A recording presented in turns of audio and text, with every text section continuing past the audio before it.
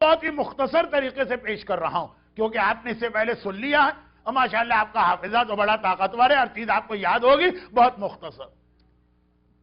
ائمہ معصومین میں سے ایک امام معصوم کا لقب، امام معصوم کا ٹائٹل وہ حضرت عباس کو ملا ہے باب الحوائج۔ حضرت عباس کا ایک لقب ہے باب الحوائج، باب المراد، یعنی یہ وہ دروازہ ہے جہاں ہر آدمی کی ہر حاجت پوری ہوتی۔ اور اس کی پھر ایک تفصیل آتی کہ غیر معصوم کو یہ لقب جو ایک امام معصوم کا لقب، جیسے مولا کا لقب باب مدینۃ العلم اگر کسی غیر معصوم کو دیا جائے تو کتنا عظیم غیر معصوم ہو۔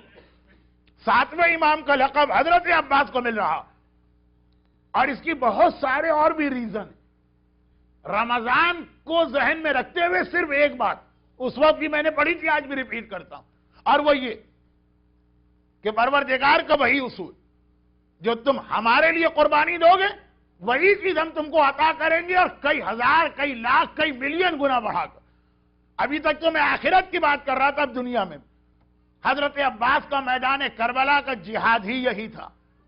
ان کو تلوار چلانے کی اجازت تو ملی ہی نہیں، انہیں کوفہ فتح کرنے کا اذن تو ملا ہی نہیں، انہیں ابن زیاد اور یزید کی گردن کاٹنے کی امام کی طرف سے اجازت تھی ہی نہیں، جو سب ان کے لیے بچوں کا کھیل تھے۔ ان کا سب سے بڑا جہاد ہی یہ تھا کہ تلوار چلانے والا اور تلوار چلانے کی تمنا رکھنے والا۔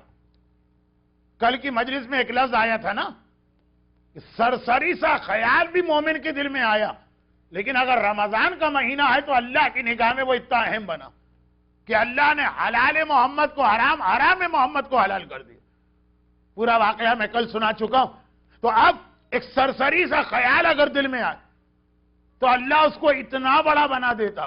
حضرت عباس کی تو دنیا میں آنے سے لے کے 34 سال کی عمر تک ہر وقت ایک ہی تمنا اور ایک ہی دعا تھی کہ وہ وقت جلد از جلد آئے جس کے لیے میرے بابا نے اللہ سے مجھے مانگا، اور جس کے لیے میری ماں نے مجھے پروان چڑھایا، اور جو پیغام عباس کو ہر وقت ملتا رہا، بچپنے سے لے کے نوجوانی تک، نوجوانی سے لے کے جوانی تک، مدینے سے لے کے کوفے تک، کوفے سے لے کے کربلا تک۔ اسی ماہ مبارک رمضان کی 21ویں کو آپ حدیث سنیں گے مصائب میں کہ علی ہر بیٹے کا ہاتھ حسن کے ہاتھ میں دے رہے ہیں، عباس کا ہاتھ حسین کے ہاتھ میں دے رہے ہیں۔ اور جب ام المؤمنین گھبرا کے سوال کرتی ہیں مولا میرے عباس کی غلطی کیا، تو مولا جواب دیتے غلطی نہیں، یہ عباس صرف حسین کے لیے مانگا گیا، اور یہ صرف حسین کی نصرت کرے گا، حسین کو دیا جا رہا۔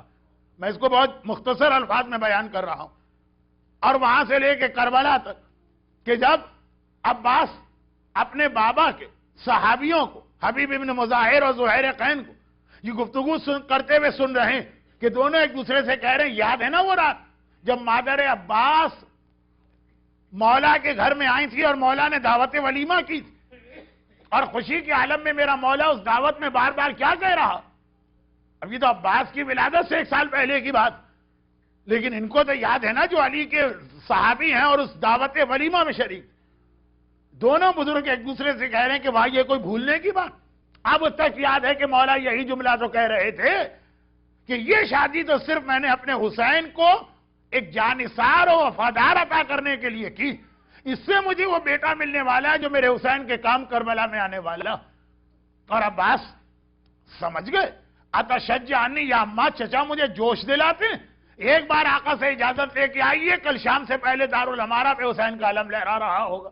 غرض یہ کہ مدینے میں ام المؤمنین کی زبانی عباس نے سنا، کوفے میں اپنے بابا کی شہادت کے موقع پہ عباس نے سنا، کربلا کی شب عاشور عباس نے دعوت ولیمہ میں موجود 2 گواہوں سے سنا۔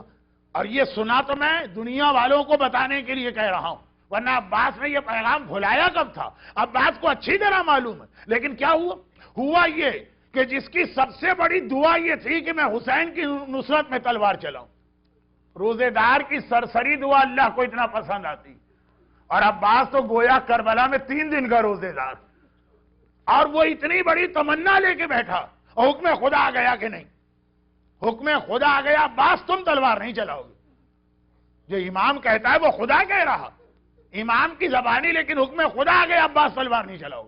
عباس نے اپنے دل کی حاجت کو کچل دیا عباس نے اپنی دعا کو قربان کر دیا. عباس نے کہا اگر حکم خدا ہے تو مجھے اپنی دعا بھی نہیں چاہیے. اور خدا کو یہی عمل تو اتنا پسند آتا ہے کہ اے عباس تم نے میری خاطر اپنی ایک حاجت کو قربان کیا, قیامت تک جتنے لوگ اپنی حاجتیں تیرے نام پہ لے کے آئیں گے ان کی حاجت کو میں پورا کروں گا. تو نے میرے لیے قربانی دی ہے, اب پروردگار تجھے اس کے بدلے میں اجر دے رہا ہے. مگر جس کی وجہ سے وہ باب الحوائج کہلائے. مگر یہ اصول خالی حضرت عباس کے لیے نہیں ہے, ان کے لیے تو یہ سب سے بڑا اصول بنا, ہر مومن کے لیے اپنی جگہ پر, کہ تمہارے دل میں کوئی خواہش پیدا ہوتی ہے فلاں عمل کرو, اور صرف اللہ کی خاطر تم نے اسے قربان کیا, صرف اور صرف اللہ کی خاطر.